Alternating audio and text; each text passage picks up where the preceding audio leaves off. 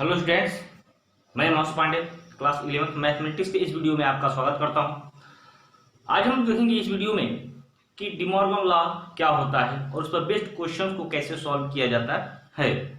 तो De Morgan law शुरू करने से पहले कुछ चीजें मैं आपको बता देना चाहता हूं। जैसे कि मान लीजिए कि दो सेट आपके पास हो, एक सेट ए और बी, दो सेट हो और ऐसे लिखा हो इज सबसेट ऑफ बी, ठीक ना। दो सेट हो और लिखा हो उसमें इज सबसेट ऑफ बी, तो पहली बात ए यूनियन बी का आंसर क्या होगा।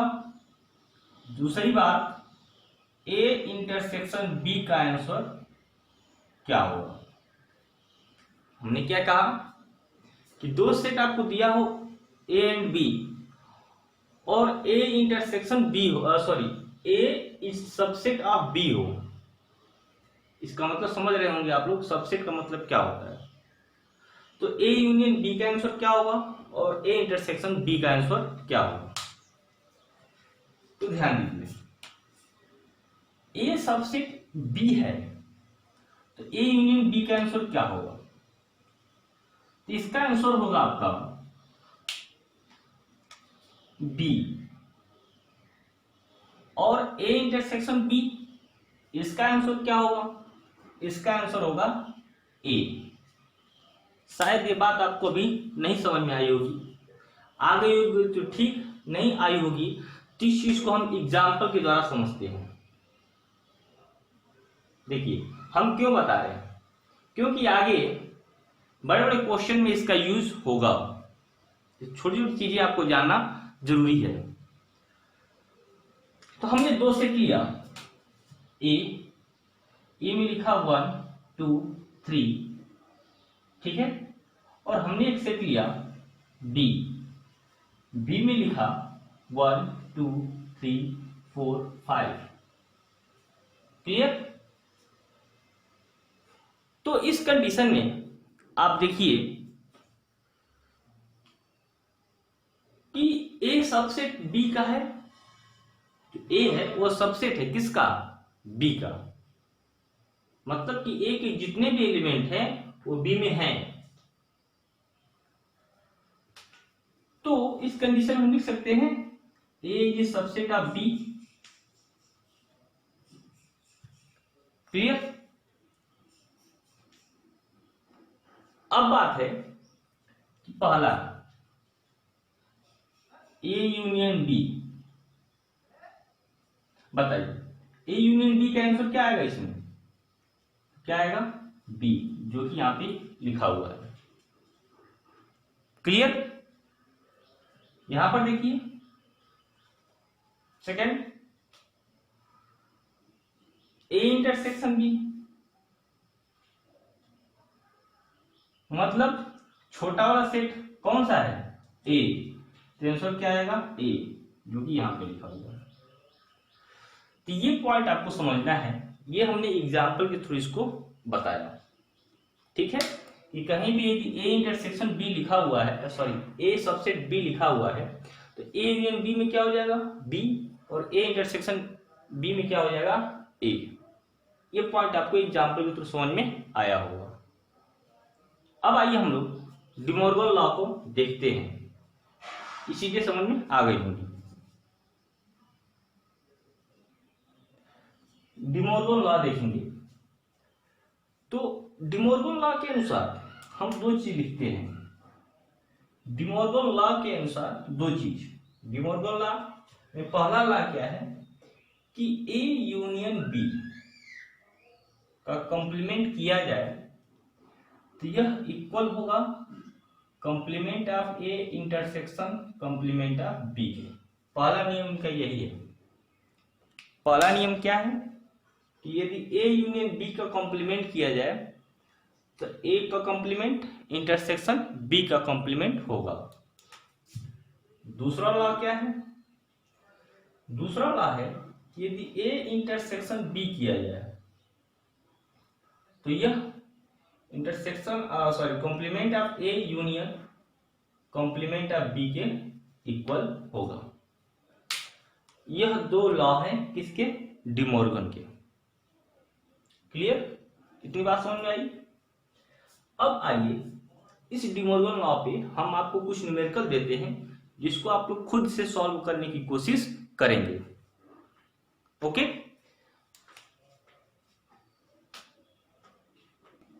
देखिए, तो हमने एग्जांपल लिया, ए सेट में ये कंपोनेंट है और बी सेट में 1 2 कंपोनेंट है।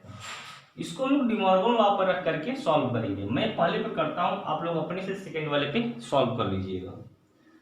पहला क्या बोलता है कि ए यूनियन बी का जो इंटरसेक्शन होगा वह ए यूनियन बी का जो कॉम्प्लीमेंट होगा वो complement of A intersection complement of B के क्या होगा? इक्वल होगा। तो पहले प्रूफ करते हैं। पहले हम लोग क्या लेते हैं? Left hand side. क्लियर? तो लेफ्ट हैंड साइड में देखेंगे ए यूनियन बी का कॉम्प्लीमेंट, यही ना है। तो सबसे पहले क्या निकालेंगे हम लोग? ए यूनियन बी निकालेंगे। तो यहां से यदि आप निकालेंगे ए यूनियन बी तो क्या होगा? 1 2 3 4, यही ना होगा। ए यूनियन बी का निकालेंगे तो क्या होगा? ए 1 2 3 4। इसी का कॉम्प्लीमेंट निकाल देंगे, ए यूनियन बी का कॉम्प्लीमेंट। तो कॉम्प्लीमेंट मींस क्या होता है? जो दूसरे में न हो, यही तो मैं यहां पर एक और बना देता हूं। यहां पर मैं एक और ले लेता हूं सिर्फ यू, और यू में मैं पूरा लिख लेता हूं। ठीक है ना? यू में मैं पूरा लिख लेता हूं यहां तक 1 2 3 4 5। ठीक है? हमने सेट लिया, अब सही रहेगा। क्लियर? 1 ए बी और यू। तो ए यूनियन बी का डैश निकालना है। इसका मतलब क्या होता है? इसका मतलब यह होता है कि जो ए यूनियन बी में न हो। कॉम्प्लीमेंट का मतलब यही होता है, सीधे इसका उल्टा। तो हम देखेंगे यहां पर थर्ड वाले में कौन सा इसमें से एलिमेंट है जो कि ए यूनियन बी में नहीं है। तो 5 नहीं है, या लिख देंगे 5। क्लियर? इस तरीके से लेफ्ट हैंड साइड में आएगा। बात समझ में आ रही है? इस तरीके से लेफ्ट हैंड साइड का सॉल्व होगा। अब देखिए राइट हैंड साइड वाला सॉल्व करते हैं। क्या है? A intersection A complement of A intersection complement of B. तो पहले ए का कॉम्प्लीमेंट निकालते हैं। बात समझ में आ रही है? ए का कॉम्प्लीमेंट कैसे निकालेंगे? यदि नहीं समझ में आ रहा है तो आप क्या करें? सबसे पहले इसे वेन डायग्राम बना लें। ये क्या है? यू। इसमें दो बना ले, ए और बी। ए और बी। ए में क्या क्या है? 1 2 3 4, ए है। बी में क्या है? 1। मतलब कि ये मैं ऐसे कर सकता हूं। ठीक है? ये चीजें। अब देखिए कॉम्प्लीमेंट ऑफ ए निकालना है, और यहां पर क्या है? 5। तो ए के ऐसे कौन से कॉम्प्लीमेंट जो ए में न हो, ए एलिमेंट जो ए में न हो, तो क्या है? 5। तो ए डैश में क्या लिखेंगे हम लोग? 5। ए डैश में लिखेंगे 5। क्लियर? अब बी डैश देखिए, तो ऐसे एलिमेंट जो बी में न हो वही तो होंगे कॉम्प्लीमेंट ऑफ बी। यदि आप इससे पिछले वाले वीडियो नहीं देखे हैं, कॉम्प्लीमेंट में नहीं जानते हैं, तो कॉम्प्लीमेंट में जाइए, पिछले वीडियो देख लीजिए। कॉम्प्लीमेंट ऑफ बी का मतलब क्या? जो बी में न हो। तो बी में क्या है? बी में 1 और 2 है। तो बी में क्या नहीं है? तो 1 और 2 को छोड़ करके सब कुछ नहीं है, यानी 3 नहीं है, 4 नहीं है, 5 नहीं है। कॉम्प्लीमेंट ऑफ बी का मतलब यह होगा। क्लियर? अब हमको निकालना है complement of A intersection complement of B. तो इंटरसेक्शन निकालना है तो दोनों में क्या कॉमन है? 5। ये इसका आंसर हो जाएगा। इस तरीके से हम देख सकते हैं कि left hand side equal to क्या हो गया? Right hand side. ठीक है ना? इस तरीके से मेरा ये सॉल्यूशन कंप्लीट हुआ। इसी तरीके से आप इसी एग्जांपल को लेकर के सेकेंड वाला भी प्रूफ कर सकते हैं। ये डिमॉर्गन लॉ है और ये डिमॉर्गन लॉ का एग्जांपल है। बात समझ में आ गई होगी। ठीक है, ये कॉम्प्लीमेंट नहीं पता, इसके बारे में आप लोग जान जाइए। आगे चलते हैं, आगे देखते हैं। आइए अब देखते हैं। मान लीजिए कहीं ऐसा लिखा हो NA कहीं लिखा हो तो इसका मतलब क्या होता है? इसका मतलब होता है कि नंबर ऑफ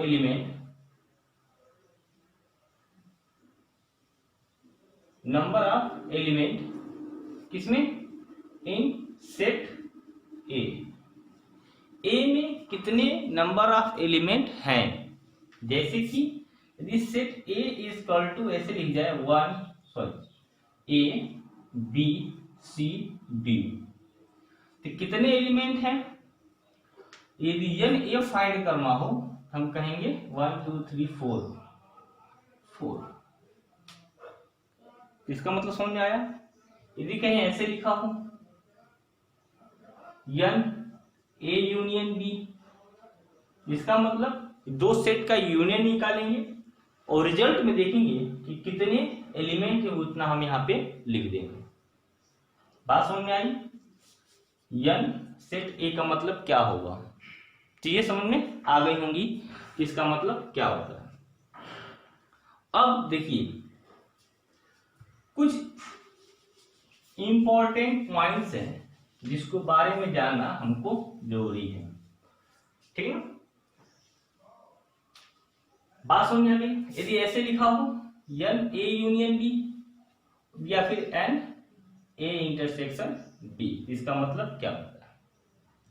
आगे आते हैं। कुछ इंपॉर्टेंट रूल हैं, इंपॉर्टेंट रूल जिसको जानना बहुत ही जरूरी है, जो एग्जाम्पल जो आपके क्वेश्चन में यूज होंगे और हमारे जनरल लाइफ में भी यूज होते हैं।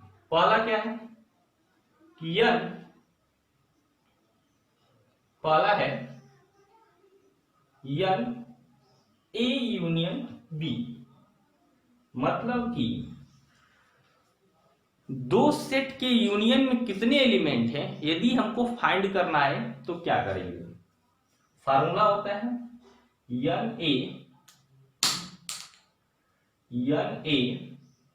Plus NB minus NA intersection B।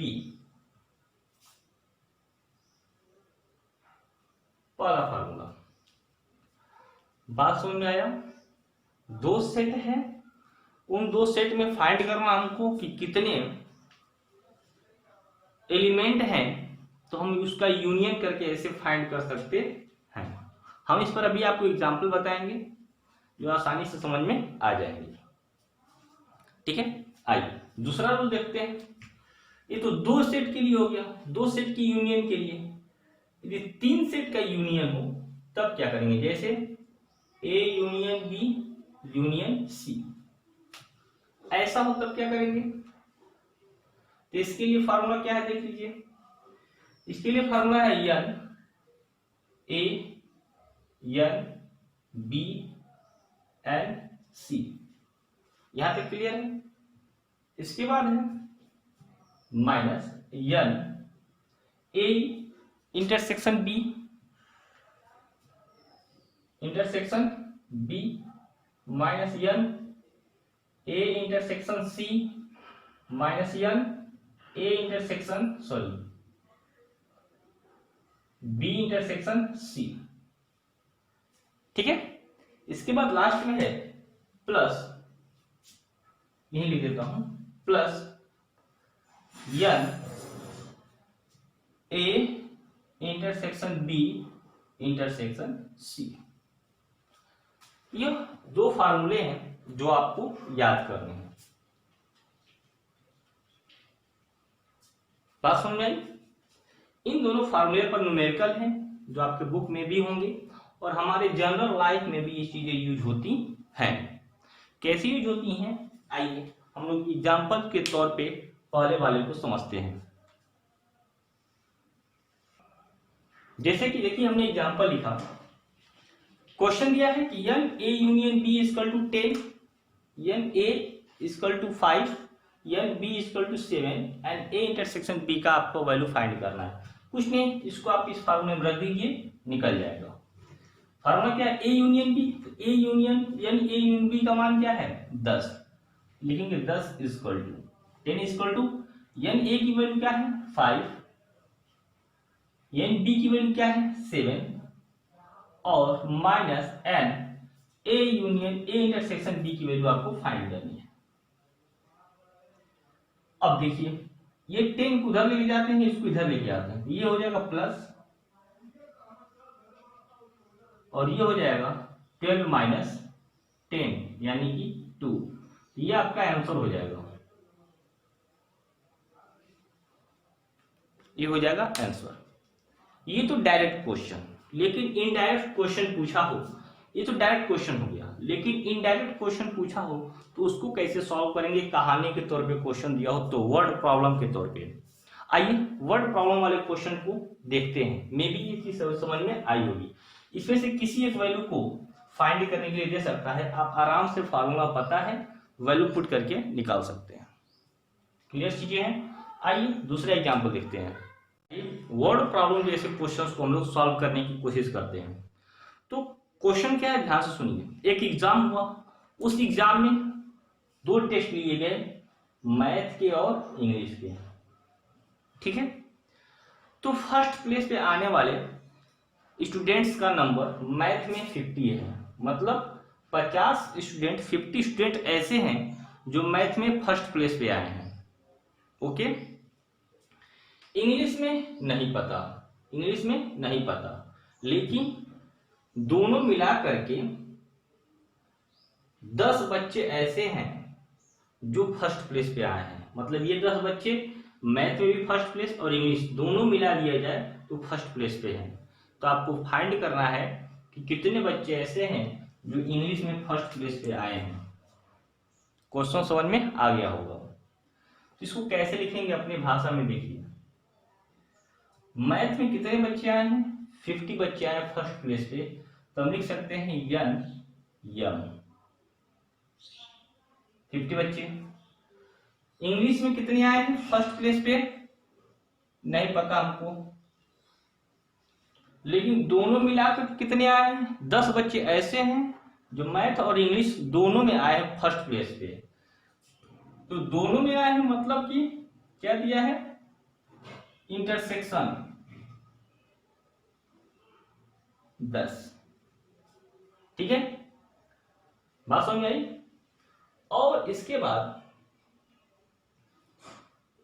Find करना है टोटल बच्चे कितने हैं, तो टोटल बच्चे थे, टोटल स्टूडेंट जो थे वो थे 80।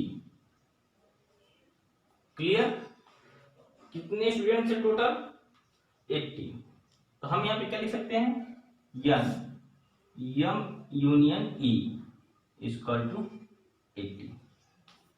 क्वेश्चन समझ में आया होगा। आइए सॉल्व करते हैं। तो कुछ नहीं करना है, डायरेक्ट इस क्वेश्चन पे रखना है और फार्मूले पे सॉल्व हो जाएगा।